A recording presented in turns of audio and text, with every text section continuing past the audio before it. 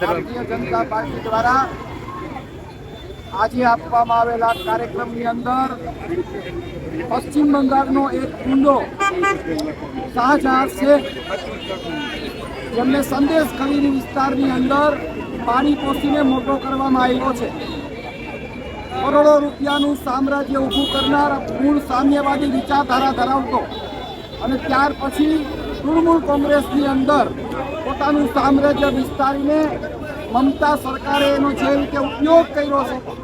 મૂળ બંગાળમાંથી આવેલો શાહજહાં શેખ જે રીતે એમને કરોડો રૂપિયાના ભ્રષ્ટાચાર કર્યા અને ભ્રષ્ટાચારના આરોપસર જ્યારે ઈડી એમને ધરપકડ કરવા માટે ગઈ ત્યારે 200 ટોળાના 200થી વધુ અસામાજિક તત્વોએ એમની ઉપર હુમલો કર્યો. આ પ્રકારની ગુંડાગીરી ધરાવતો શાહજહાં શેખને પશ્ચિમ બંગાળની સરકાર મમતા બેનર્જીએ પાણી પોષીને મોટો કર્યો છે અને લગભગ જેમની ઉપર 42થી વધુ ગુનાઓ દાખલ થયા છે, જેમને બેનો દીકરી ઉપર અત્યાચાર કર્યો છે, અબજો રૂપિયાનો ભ્રષ્ટાચાર કર્યો છે, એમની સામે દેખાવ કરવા માટે એક નારીનું રક્ષણ ન કરનારી મમતા સરકાર રાજીનામું આપેલી સ્પષ્ટ ભારતીય જનતા પાર્ટીની માગણી છે.